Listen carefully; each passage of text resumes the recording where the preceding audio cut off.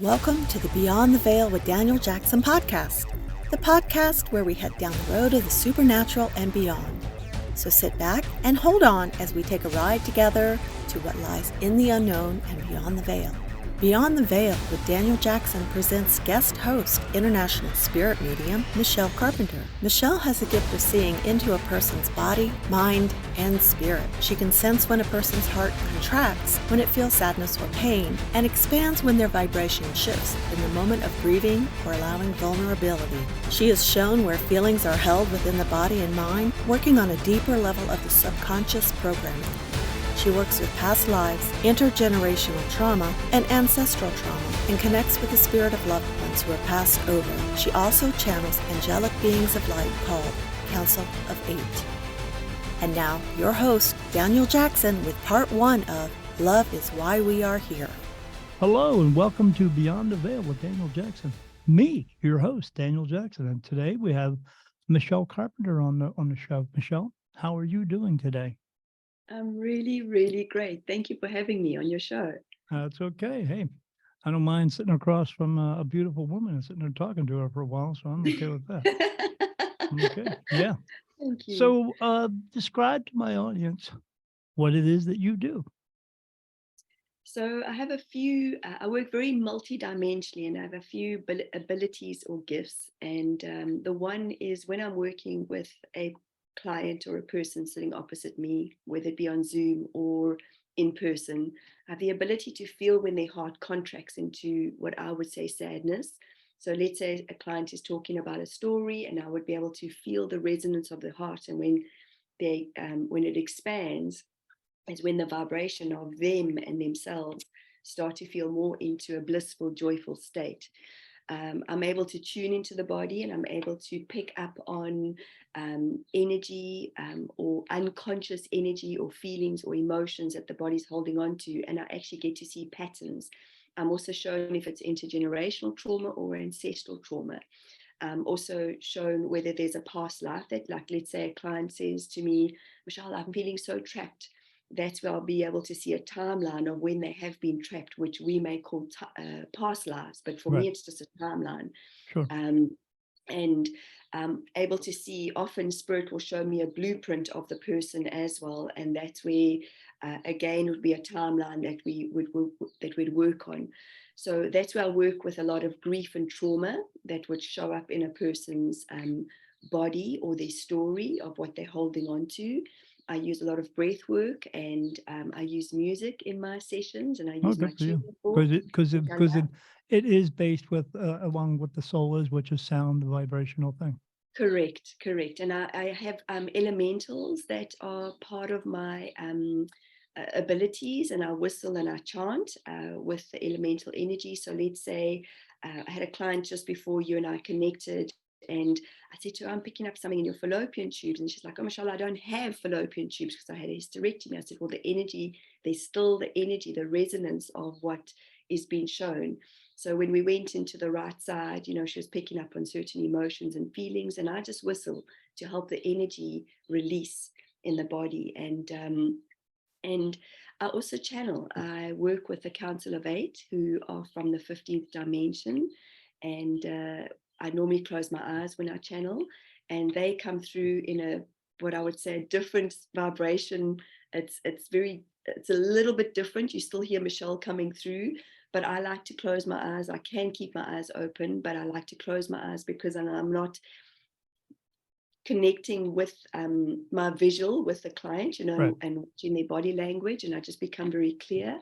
And they just pick up and they share information in a really beautiful way, and they're angelic beings of light. And so those are the different ways that I work. And then I connect with people who have passed, or sorry, not people, but spirit that have passed over. When you are channeling the message, do you feel as though you are right there with those who are actually speaking, coming through with the message? Or do you sometimes feel as though they are like putting you off into a separate place, but you're watching the whole thing happen? It's such a strong connection that I feel like they're right here, right now, Right. And so I would see in my third eye, I'd see white light as such, and it's such a strong. It's like, oh, here they are. When I'm connecting to loved ones that are passed over, they come to my right-hand side. Okay. Yeah.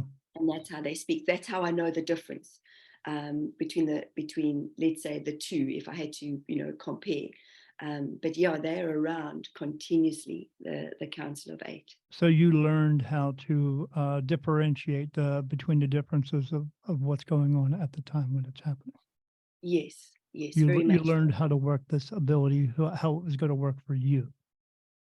Yes, I've realized that, as you know, before you and I got onto your show, we were obviously having chats and the different abilities and gifts that we have, which is Oh, boy. amazing. But over time, I've learned to ask Spirit, because, as an example, I knew a friend of mine's ex-husband was passing over, and I actually said to his soul and his spirit, like, come to me when you let your soul come to me when you've left your physical body. And he woke me up at like 4:30 in the morning. Now, being ex-South African living in New Zealand, like, I'm still working through my own PTSD. So I realized that wasn't a good thing. Then I said Right. to Spirit, okay, dudes, Sure. I need to sleep, Well, they don't care when they're going to wake you up, because they don't But he experience literally, time. So I got this like, and I was like, okay, alrighty, I need to rethink this, like, okay, so that this can be done. And so the next time you won't tell them, hey, just come and get me. no, exactly. Right. Nope. So I've kind of learned that over a period of time to sort of say, hang on, what it is I want, and Yeah. and the way that I've because also I was in Sydney the once. Sorry, I'm just going off the radar right now, but I was in Sydney the once, and I was on a train having a holiday, and this lady came through. Her husband was sitting in front of me. And again, I was just saying, listen, thank you very much for choosing me as the medium, but right now I'm on holiday. And also Yes. my fear is like just tapping this old man on the shoulder and saying, by the way, dude, you have your wife that's here with me right now. So are you able to, like, in that sense, turn it on and turn it off when you want to or when you need to? Very much so. Yeah. Again, it's been a learning. I do sometimes realize it when I'm sort of going shopping, as an example. I've had to teach myself that, because my daughter, she's my sort of conduit, where she say, Mom, what's going on? Because I'm sort of off the charts. I'm grabbing this and I'm grabbing that, and then I say, okay, just bring yourself back. Alrighty, Michelle, hold the trolley, ground yourself, because I can just pick up, as thing. And I've Yeah, said, well, with no, all that energy coming in, of course, it's going to make you go, ooh, what's that? And just start very doing things. Yeah. scattered, Yeah. very scattered at times. So I've had to learn how to ground myself. I've had to learn to find a way of bringing myself into my own little sphere, in my own little bubble. Yeah. Excuse me. And it's been a learning. It's been a learning of like what works for Michelle. Sure. Does it make sense? Yeah, absolutely. I do the same thing. I had to figure out what works for me and how it's going to work for me. And so I don't get that feeling of I'm going all too many different directions in one time. Yes, because sometimes, I don't know if you found this, Daniel, but sometimes I can talk very scatteredly, like Yeah. and then I think, and then I can see my husband does not have a poker face. Like, let's say we're out in a social, we're going to a dinner party or something, and he just gets like so almost like irate, like, where are you right now? Yeah. And I've had to say to him, I'm just picking up on all the different energies. He's very grounded in himself. I say, just come maybe hold my hand, or just when I see your face, just notice that, okay, that I then notice like I am all over the place, and then I'm going to just bring myself into my body again. Again, like we were saying, people say they want this ability, but they want the cool part. They don't want all the other stuff. So as we know, being this type of person, wherever you go, whatever you're doing, you're going to pick up whatever energies around you, and you don't know what those energies are until you actually come in contact with them and what they're going to do to you. Yes, absolutely. The one time I was buying sushi, and this is just part of I'm realizing on my journey of this human lifetime, my journey is very experiential. And I've sort of had to say every now and again, okay, dudes, just back off. Like, let me just like bring somebody into my space that I can learn from, because mine's just been very self-exploratory with a lot of my journey. And like I say, like I'll ask, come to me, and then boom, it happens like poof, the very next day kind of thing. So you actually like sushi? I love sushi. I I do. would rather eat shitsy. Okay. Okay. No thanks. Yeah, not eating no raw food. Okay. We all have our preferences. Yeah, everybody's got their preference. Yeah, mine would be something Um, that's not sushi. That's for sure. yeah, okay, okay. So But let me ask some questions here from yes, some from your bio stuff here. So so you work with trauma with people, correct? correct. Yes. And was this what's the best way to say? So was this hard for you to do, listening to other people's trauma, or did you have some trauma of your own that made it easier for you to listen to other people's trauma? The second question, yes, is it's, the answer is yes. I had a lot of my own trauma growing up, and there has been a lot of my own individual wounds that I've had a lot of therapy for, and I still have therapy for it.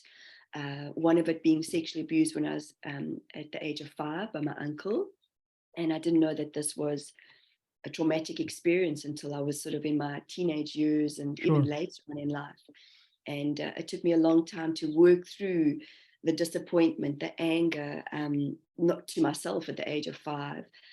But when I've worked, and I've come to realize the universe has a great sense of humor, because when I first started counseling many years ago, guess who my first clients were? They were all sexually abused young women. Mm. And they, as much as I was working with them, they were helping me to heal a lot of my own trauma. So do you think, so since they were brought to you, this could be a strange question, so but you'll understand.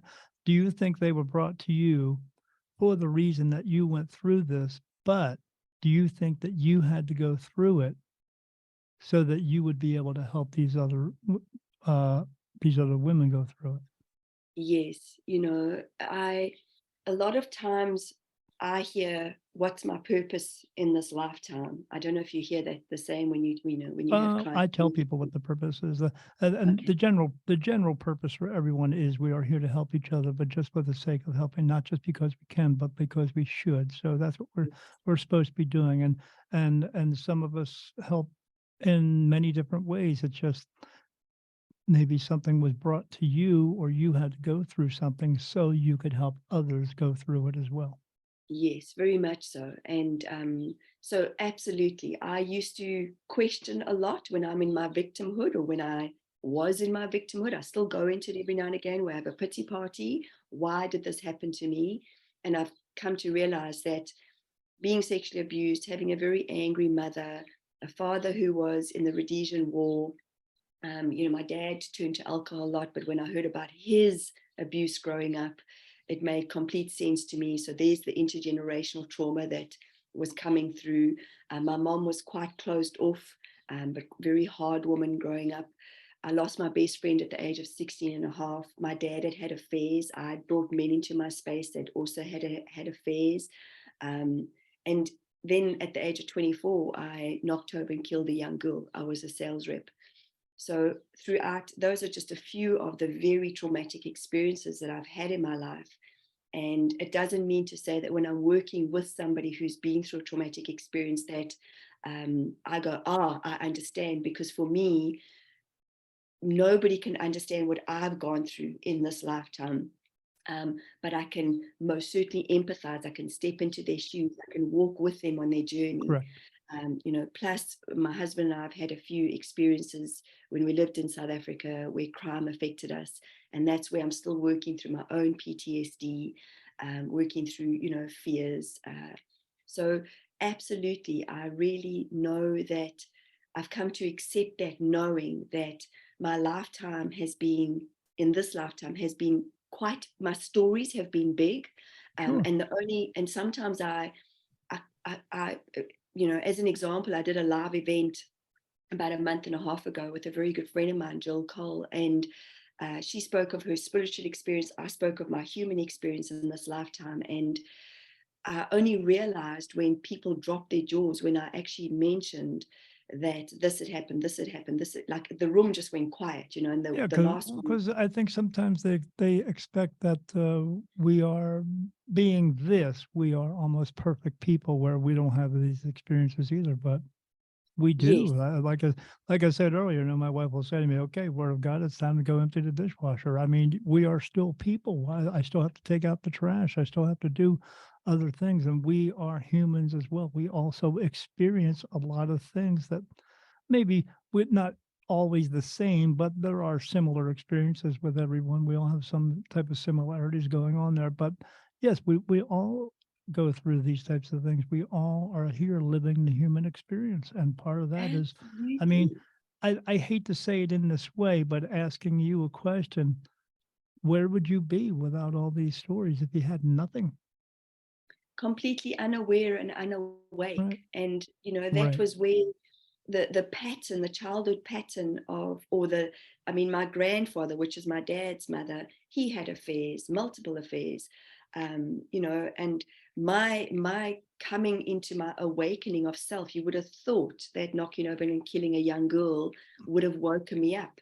And a shaman said to me, Michelle, your guides were trying to wake you up to yourself. And I didn't know any different. But the waking up was when my ex-husband cheated on me and we had a little baby girl, and that was where I was just like, something's got to be different. There's obviously something about me that's just, I'm not clicking. But yes, absolutely, I'm grateful for that experience. Not initially, because my human was incredibly angry, my human was disappointed, devastated, my family was, Sure. what meant so much to me, everything that I'd fantasized about, this beautiful, fairy tale family, was just was blown to shreds, and Yeah. but it was a pattern, it was a lifelong pattern in my female lineage that needed to shift, that needed to change, because my mom stayed with my dad. My parents begged me to stay with my ex-husband, and I was like, no ways, man. Right. Like, this just doesn't resonate with me at all. And I'm grateful to that experience, not grateful to him, but I'm grateful for the experience, and to the experience for me to wake up to myself, because I'm realizing that I'm meant for more.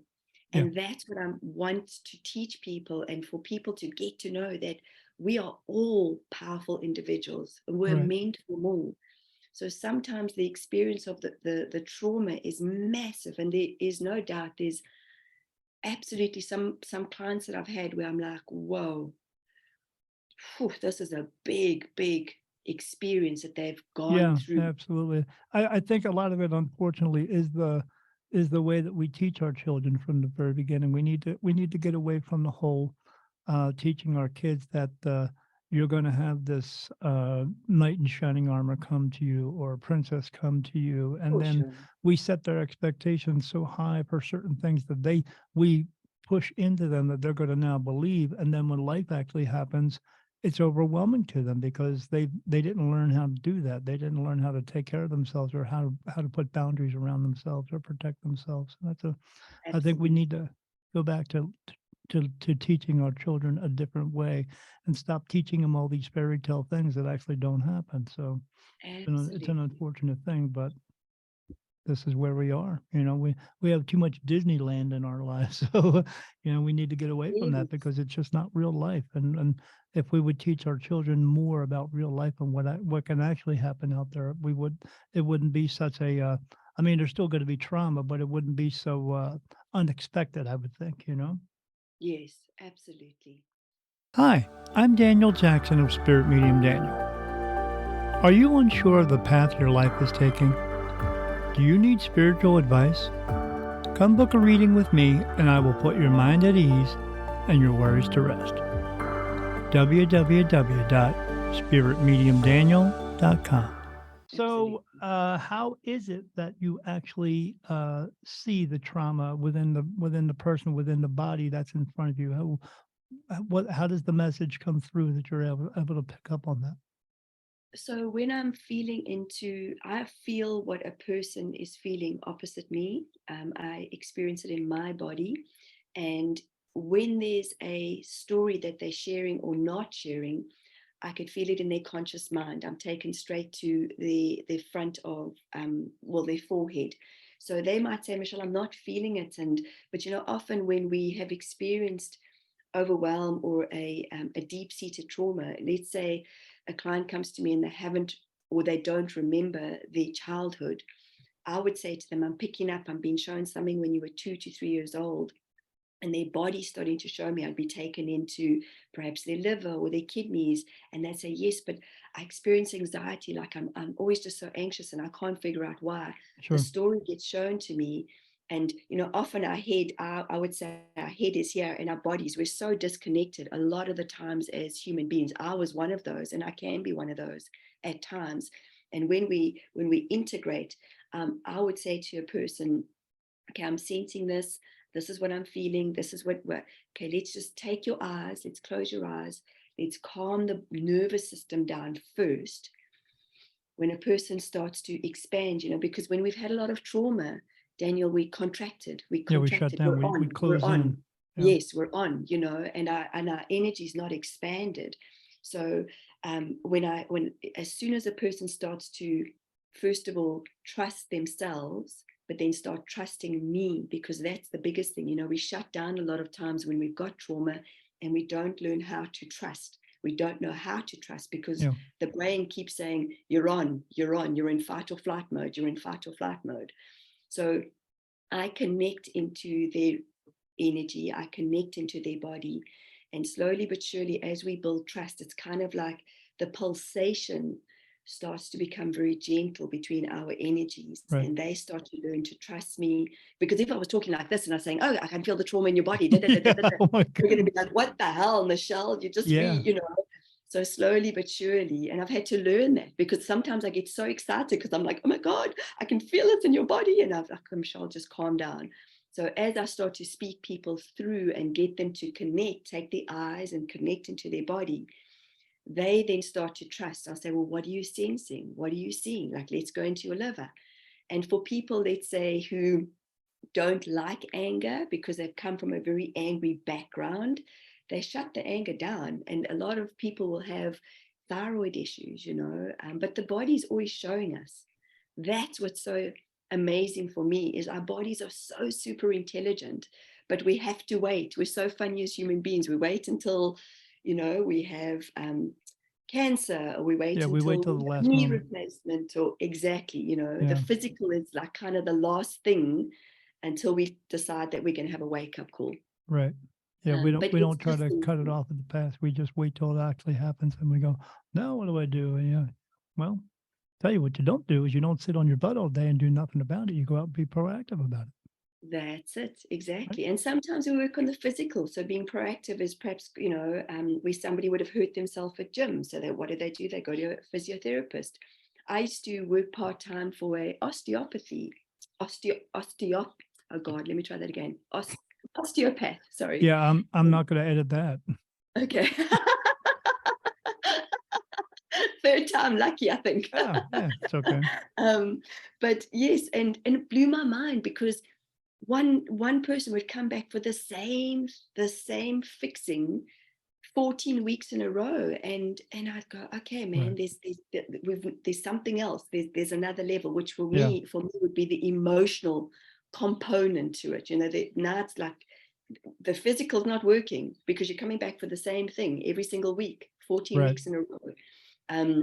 Do you think sometimes that's someone who just doesn't want to listen, you ever get some people who come to you and they say they want your help, but they don't really want your help, and they want to fight against you the entire way? I have had that in the past, and I've said to Spirit every now and again, when the people who are very heady, and I say it respectfully because it's just too big, it's too overwhelming for them. So yes, but I don't want hard work, to be honest. I've said to Spirit, bring people that are ready, man, because I'm willing, I'm able to work with a person on their journey. And it might sound incredibly disrespectful what I'm saying, but some people, it's just too scary for them to drop into their hearts and to allow the vulnerability.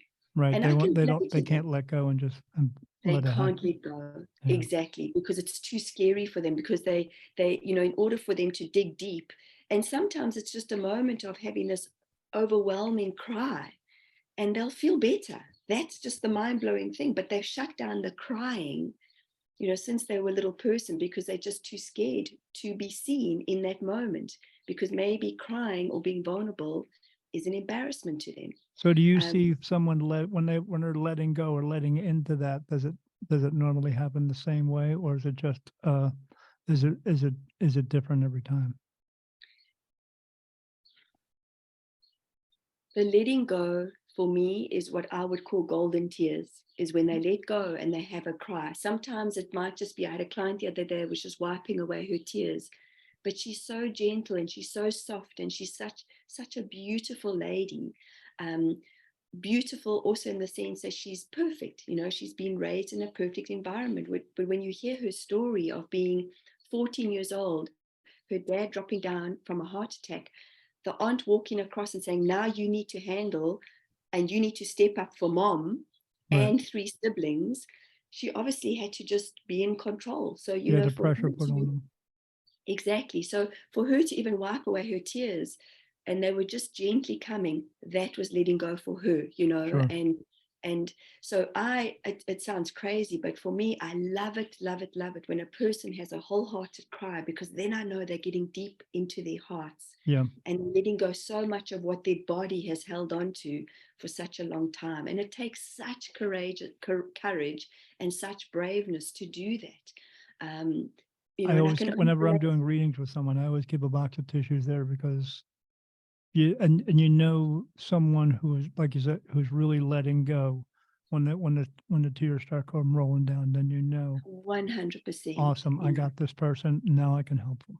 Yes, that's it. Because then it's kind of like the well, not even kind of like, it's where the conscious mind's gone, alrighty, we're moving out the way, and now you're getting into the deep subconscious of Yeah. what needs to be revealed. Yes. So I feel that people are so brave when they do let go, whether it be gentle tears or not, big So tears. so so I'm gonna ask this question. What levels of trauma do we hold on to? Uh, this intergenerational type trauma. Do you believe, because we just kind of talked about it a little bit, but sometimes we bring trauma through from our previous souls' lives. So is that something harder to deal with than just what's going on in the now? I want to say no. For me personally, what I've seen, not only with my own journey, but with somebody else's journey, is that, tears are tears, and the soul's journey, even past lifetimes, which is a different lifetime. When a client is saying, I feel so trapped, Michelle, and I say, okay, well, let's just breathe out the feeling of feeling trapped. Where does it sit? It might just be above the pubic bone, it might be in the right hip. When we take the eyes and go into the body, and again, the energy of the intergenerational trauma will be felt, because I'll say to them, trust what you're getting. Is this yours? Is this your mother's? It might be 11 generations back. Suppressive energy could be the energy, and most times it is the suppressive energy that your body's holding on to. And it's an old wound, it's the old trauma that just needs to be let go in that moment. And it could be as simple as taking a big stretch, and or having a moment of anger and just saying, okay, let that little 2-year-old just have that moment, because Right. maybe your mother wasn't allowed to have that moment. And the soul's just holding on and holding on for the experience to be shown. And does that answer the question? Yeah. I'm trying to Yeah. relate it to what I've experienced with clients and myself, where it's just like, just let it go, because you freaking don't want to hold on to this emotion. Right. It's energy in motion. And how often, or how do the clients that you have, when you are bringing this trauma out, and especially when it's coming from previous lifetimes, do they actually pick up on the fact that they're actually connecting to their soul prior to what it is now? Wow, that's a great question. Hmm. Because I even when I do a reading for someone, I'll give them a sense of what happened before, and they go, "Oh yeah, yeah, I kind of feel," and I feel that I've been feeling that my entire life, Yes. and Okay. then later on Yes. they'll ask me, so how do you connect with spirit, Daniel? I just connected you with yours, and you just picked up on that, but you Yes. don't even realize you just did that. Oh, you're right, I Yes. didn't. So, I mean, so Awesome. So right, I dude. would connect them to their heart. I Right, would connect them. I would bring it into the human experience. So thank you for sharing what you shared, because I didn't know how to interpret it, but in the way I work. But I would keep bringing it into their heart, which is our soul. right, It's like correct. the center of everything, and Our it holds. intuition, our soul, all that. Yes, and it holds everything. So Yes. it's like you say, it's connecting to that spirit. Well, absolutely, guardian angels, guides, we are a part of that. We are a part of that expandedness. And I was because for me, we're so tangible. We want the evidence, don't we, as Oh humans? boy. I always So I always give this analogy to people that I say, you always want evidence, don't you? And they say, yeah, I want some evidence. And I say, okay. I say, take your two hands and cup them together. And they go, okay. And then I say, okay, in those cupped hands, show me in there. Can you actually physically see fear? And I go, no. And I go, can you show me happiness? No. Can you show me sorrow or grief? No. I said, yeah, you can't see that, but you sure do make a heck of a lot of decisions based on it all day, don't you? And they go, yeah, yes, yeah, okay. I said, there's your proof right there.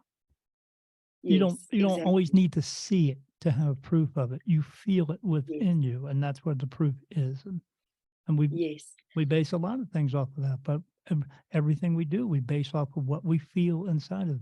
Is this a good thing for me to do? Is this not a good thing for me to do? When you get yes, those gut feelings, when you, Liza, I tell people when you're driving, here's how you can listen to what your spirit guides are telling you to do. When you're driving a car and you see that car in front of you and you say, I'm going to pass that car. And then you get that feeling, it says, don't pass the car.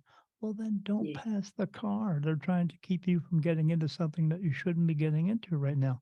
But here's how you tell when someone is not listening, because then you're in the hospital later talking to your friend who got into a car accident, and they tell you three words. They say, I saw that car in front of me. And then they say this, I just knew. That's it. When you hear the yes, words, I just knew, that was your soul talking to you, telling you not to do something. But you used your yeah. ego and your free will to talk yourself out of it. And there's another level to that. You're 100% correct, because if you think of it, we're taught from a young age to always be outside of ourselves. Yes. We're taught, from how we go to school and Yes. everything's, and now we've got all the different social media platforms that everybody's better, everybody's doing something, so Right. everything's outside of ourselves, and we're not really taught to be inside of ourselves. And Right. I remember at the beginning of my journey 15 odd years ago, I got the beautiful Louise Hay, You Can Heal Your Life book. And, she taught, she said, if only schools would teach about feelings. If Yes. They don't. now they, they don't, Yeah, but we're younger not taught to parents, have our feelings. We're not taught to have love or have faith within ourselves to do things. exactly, Because if you're talking about feelings for everybody, oh, you shouldn't be teaching them this girly stuff or something. No, we all have feelings. All people do have feelings. All people do cry about things, but we're taught to not rely on those things because that's showing weakness. That's not showing weakness. That's just showing who you are. exactly. Well, I use the example of a little baby, where baby comes into this world. Well, first of all, when we're growing inside of our mother's stomachs, nobody ever has to say, okay, baby, now you need to grow toes. And then 2 days later, oh my gosh, this baby, we forgot about the eyelashes. Damn Right. it, what about the lungs? It grow from this source, from this knowing, from this beautiful energy, this divine, whatever we call it, God. Then we come into the world, and as parents, we just wait for that baby to make a cry, because Yeah. as soon as they cry or they make a sound, yes, there we go. But then as parents, we try and stifle that, or we get stifled, Yes. or we get shut down because, Yes. God forbid the baby's crying. And Right. I grew up in a generation of, children are seen and not heard. So how often, and I see this, how often are our voice centers just suppressed? Throat Yes. chakra, it sounds so simple, but look, it's just the connection to everything that's in our body. Yes. um, so it's as we were talking earlier on, it's everything is vibration, everything. Yes. So even as when I'm speaking, when I get excited, and because our energy is so high, I can feel like I just go off on a tangent, and I'm like, Michelle, I can hear my mind going, slow down, slow down, the way you articulate Slow things, because I down, just want to go, Michelle. oh my God, Daniel, we're in a different level. Let's keep going. Yeah. Yeah. And in the same way that you and I have these different, we have abilities and we have similar things, but we teach them differently as well. As I use an analogy that you were just talking about, but I talk about it in a different way where I say, we wake up in this world in a baby body and we're going, what? And I got my mom and dad above me going, I'm your mom and dad. You're going, I don't know who the hell you are, but okay. And then you just came from a perfect place and you have all this truth. But then basically the world, they're gonna teach you the ways of the world, and they're gonna show you the ways of the world. And basically what they're doing is throwing a bucket of bleach over top of you and sanitizing you of all the truth that you just came from, where you came back from home.